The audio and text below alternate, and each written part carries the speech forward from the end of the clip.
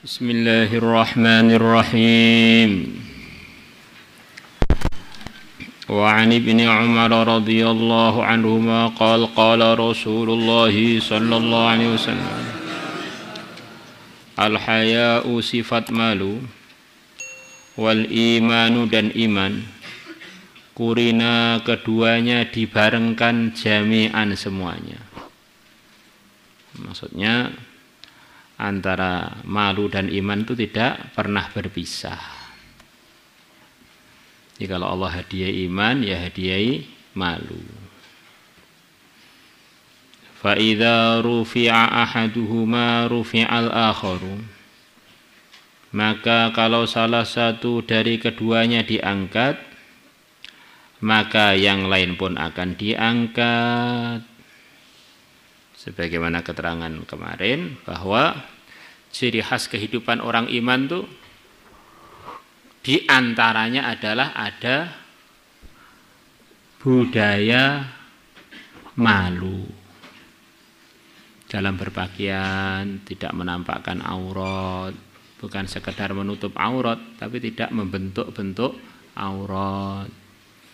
Kemudian kalau pergi ke Baitul Khala, ke tempat toilet, ada aturannya. Ketika keluar ada aturannya. Ketika ketemu suami atau istri ada aturannya. Ketika mau menikah ada aturannya. Yang kalau kita lihat itu memang di kegiatan-kegiatan agama Islam itu selalu disertai sopan santun, diantaranya namanya malu.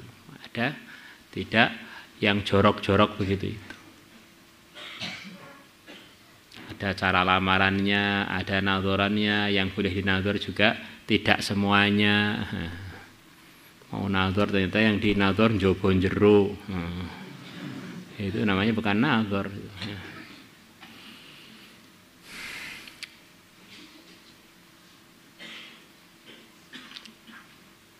Maka kita lihat kebalikannya, tempat-tempat yang menurut orang yang belum beriman itu indah, ternyata adalah tempat-tempat yang tidak ada sifat malu di tempat-tempat itu. Itu puncaknya kebanggaan orang-orang yang belum beriman adalah hilangnya sifat malu dari mereka. Ada tempat-tempat wisata, katanya wisata terhebat. Ternyata di sana itu bukan kok tempatnya indah, orang-orangnya pada nggak punya malu.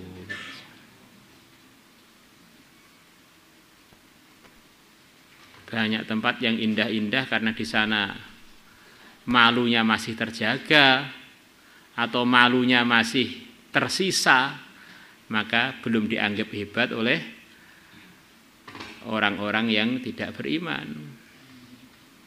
Jadi begitu sudah tempat itu full tanpa pakai baju, kembali lagi ke dunia perhewanan, itu dianggap kemajuan yang tinggi. Tiket ke sana pun sangat mahal. Maka kalau orang iman kok tiru-tiru budayanya orang non iman, ya namanya dari ahli surga merosot jadi pengen hidupnya seperti bukan manusia. Malah jadi bukan maju tapi melorot ke kehidupannya binatang. La ilaha illallah. Rawahul Hakim wa qala sahihun ala syartil Bukhari wa Muslim. Sahihun ala syartil Bukhari wa Muslim wa an Anas radhiyallahu anhu qala qala Rasulullah sallallahu alaihi wasallam ma kana al-fuhsyu fi syai'in illa syanahu. Tidaklah kejorokan al-fuhsy, kejorokan dalam perbuatan atau dalam perkataan, fi syai'in dalam sesuatu, illa syanahu kecuali kejorokan tadi akan menjadikan syai' tadi tercacat, kecuali menyebabkan saya tadi tercacat. Ganteng tapi ngomongnya jorok, sudah langsung enggak, menariknya jadi berkurang sekian banyak. Cantik tapi ngomongnya jorok, sudah berkurang, asalnya nilainya mendekati 10 jadi mendekati 0.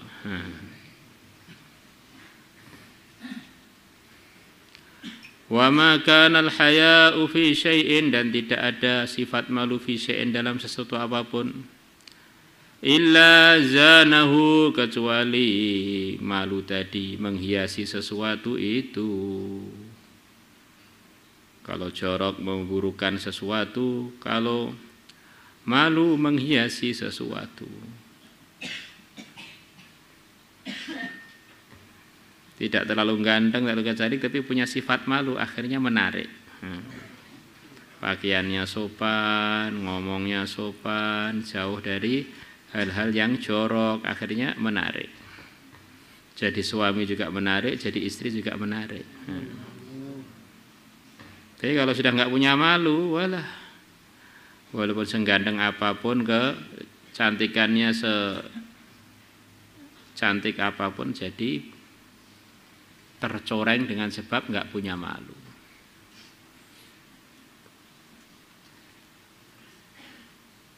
Sampai kalau orang mau merenung, orang-orang dunia pun juga menganggap perkara itu tambah dijaga. Tidak semua orang boleh menjamah, dirawat dengan tertutup, banyak ditutupi. Itu perkara ini berarti perkara istimewa. Maka kita lihat mobil-mobil baruan dibungkus plastik, dibungkus itu.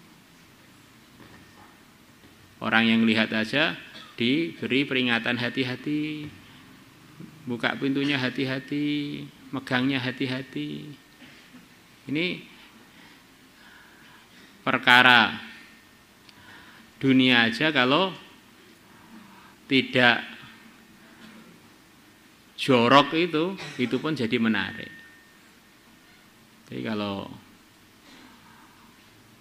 barang-barang murahan di dunia ini, nanti jadinya mobil odong-odong, mobil truk, mobil itu ya siapa aja megang tidak dipermasalahkan karena dianggap barang murahan. Maka kalau kamu ditanya, kamu milih mana? Mobil yang masih dibungkus dari dealer dengan mobil yang sudah disentuh oleh sekian banyak penumpang di jalan-jalan, dia tentu milih dibungkus. Begitulah wanita pemalu dengan wanita yang tidak pemalu, seperti begitu itu. Tambah banyak yang nyentuh sebetulnya tambah menjijik. Juga laki-laki yang playboy, begitu juga, jadi mengerikan. La ilaha illallah. Maka kita ini bersyukur diberi oleh Allah iman, diberi Allah iman, akhirnya ada gambaran hidup itu harus disertai malu pada Allah. Dengan definisi kemarin itu, yaitu jangan sampai kita dilihat Allah di tempat-tempat yang dilarang malah hadir, di tempat-tempat diperintahkan malah bolos.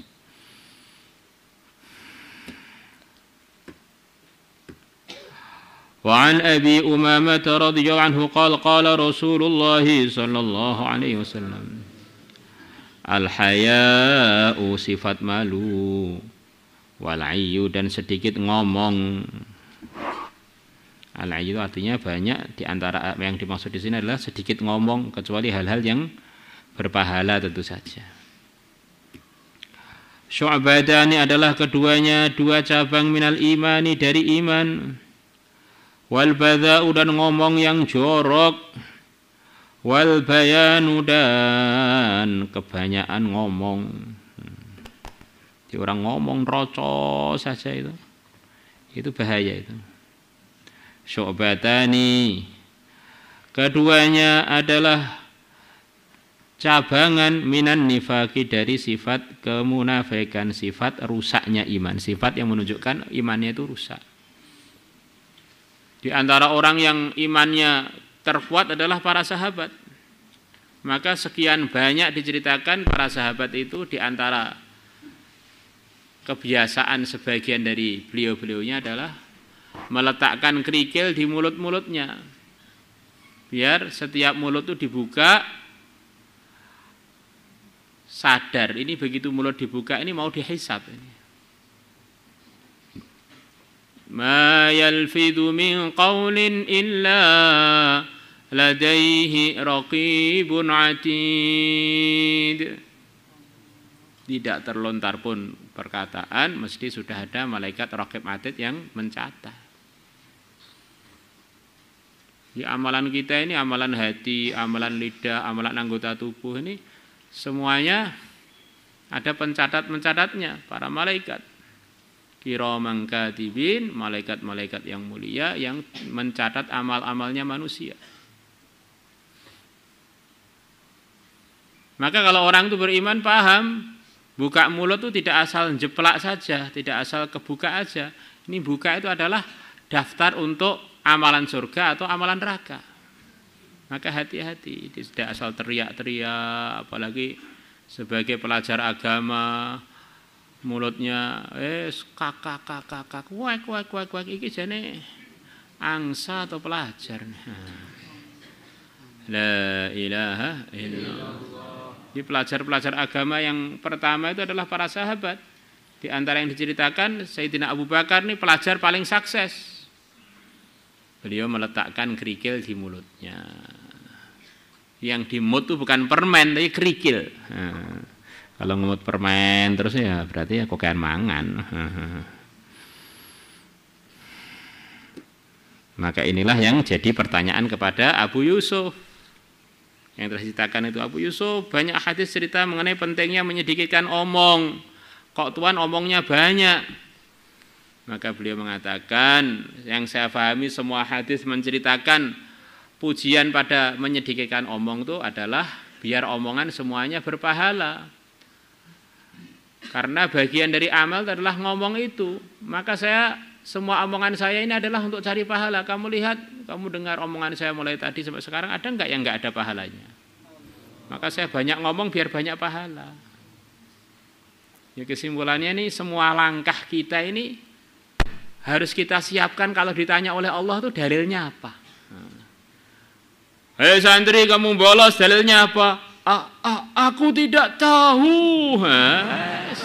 Kiyebuk karo malaikat. Kamu ngerokok, dalilnya apa? Kamu terlambat masuk kelas, dalilnya apa? Santri putri lewat, kamu hitung berapa helai cadarnya? Santri putra lewat, kamu hitung jenggotnya berapa? Ini dalilnya apa? Maka kalau orang hidup tanpa dalil itu ya tersesat lah. Al-ilmu nurun. Ilmu itu adalah untuk menerangi kehidupan kita. Ilmu adalah cahaya. Nah, kalau ilmu itu tidak menerangi kita, berarti seperti baterai yang nggak ada stromnya. Ya apa gunanya? Maka dikatakan oleh para ulama, orang tambah ilmu kok nggak tambah dekat kepada Allah, tidak tambah hidayah, ini ya tambah jauh aja dari Allah. Ini maksudnya nasihat untuk para pelajar-pelajar. Kita ini ngaji ini biar tambah selamat, tambah selamat, tambah selamat, tambah jauh dari murkanya Allah, tambah jauh dari neraka. Bukan biar tambah pinter ngengkel. Biar tambah pinter untuk membela diri, bukan untuk membenarkan diri. Man izdada ilma wa lam yazdad huda, lam yazdad minallahi illa bu'da. Siapa yang tambah ilmu tidak tambah hidayah, maka tambahan ilmu dia tidak menambahkan kepada dia kecuali jauh saja dari Allah. Kalau begitu saya nggak usah ngaji Pak, nanti tambah jauh lah. Yang ngaji aja bisa tambah jauh, apalagi yang nggak ngaji ya jauh beneran, wes. Belas nggak punya fasilitas untuk mendekat, nggak punya teori. La ilaha illallah. Maka kita siapkan, jangan sampai pandangan mata, gerakan tangan, gerakan kaki, gerakan mulut yang tidak kita siapkan hisabnya di hadapan Allah. nek dihisab kira-kira lulus apa ora ngene iki. Utang ra bayar-bayar ya dalile apa? La ilaha illallah. Wa qala haditsun hasan wa kharajahu Tabarani illa annahu qala Hansa Tabarani mengatakan dalam riwayatnya dari Nabi, al-haya'u wal 'ayyu minal iman, sifat malu dan sedikit ngomong adalah bagian dari iman. Wa huma, sifat malu dan sedikit ngomong, yuqarribani minal jannah, keduanya mendekatkan minal jannati ke surga, min artikannya ke surga. Wa yubaidani, dan keduanya menjauhkan minan nari, dari neraka. Sama-sama minnya biar sesuai dengan bahasa kita bisa dibedakan. Kurang lebihnya begitu itu. Kalau begitu saya tak diem aja Pak. Ternyata diem di kelas ngantuk. Ini bukan maksudnya begitu itu. Diem aja ternyata gak paham belas, gak tahu tekoknya apa ngamalkan hadis al-ayyu minal iman. Itu namanya salah praktek. Karena di antara caranya mendapatkan ilmu itu adalah kita banyak bertanya hal yang kita belum tahqiq. Hal-hal yang kita belum paham beneran kita tanyakan lagi biar benar-benar paham. Wal fuhsyu, dan omong yang jorok. Wal bada'u, udah juga ngomong yang jorok. Kadang-kadang itu oleh sebagian syarah itu dibedakan fuhsyu wal bada'u, maksudnya lengkap ngomong dan perbuatan. Minas syaitani, adalah dari bisikan syaitan. Wahuma, dan keduanya yuqarribani minan nar, mendekatkan ke neraka, wa yubaidani, dan menjauhkan keduanya minal jannati ke al-bada'u biba'in muwahhadah, dengan ba yang di titik satu, maftuhatan yang di fathah baknya, wa dzalun mu'jamatun, atau maftuhatun yang di fathah, wa dzalun mu'jamatun, dan dzal yang di titik satu, mamdudun yang dipanjangkan, wal 'ayyu bi kasril 'ain al-muhmalah, dengan kasrahnya ain yang dikosongkan dari titik. Qala Tirmidzi aqibah hadzal hadis, selepas hadis ini beliau mengatakan wal 'ayyu, artinya al 'ayyu qillatul kalam, adalah sedikitnya ngomong, wal bada'u, dan artinya bada', wal fuhsyu adalah kejorokan fil kalami, dalam omongan, wal bayanu, dan yang dimaksud bayan, huwa bayan itu kasratul kalam, adalah kokean omong, banyaknya ngomong, mithluha ulail khutaba, seperti mereka para tukang khutbah, tukang ceramah, alladzina yakhtubun, yaitu orang-orang yang berkhutbah. Fayatawassa'una fil kalam, maka mereka meluas-luaskan dalam urusan omongan. Omongis tawassa'u itu kurang lebih bahasa kita yang ngalor ngidul, kekamban. Wayatafassahuna, dan mereka usaha mengfasih-fasihkan diri fihi, dalam omongannya. Min madhin nas, berupa memuji-muji orang. Fima la yurdillah, dalam perkara yang Allah tidak meridhoinya. Ta'ala, maha tinggi Allah. Ya, kesimpulannya bayan itu maksudnya kokean ngomong yang tidak diridhai Allah. Di antara contohnya itu. Wa kharraja Ibnu Majah bi isnadi an Ibnu Abbas radhiyallahu anhu qala qala Rasulullah sallallahu alaihi wasallam, inna likulli dinin khuluqa, sesungguhnya setiap agama punya budi pekerti, punya ciri khas yang kaitan dengan perilaku. Setiap agama punya kaitan ciri khas perilaku. Wa khuluqul islami, dan perilaku Islam. Dan budi pekertinya Islam, al-haya'u, adalah malu. Wong Islam itu diantara ciri khasnya adalah pemalu. Wa rawa aidan min hadithi Anas radhiyallahu anhu, Maulaya salli wa sallim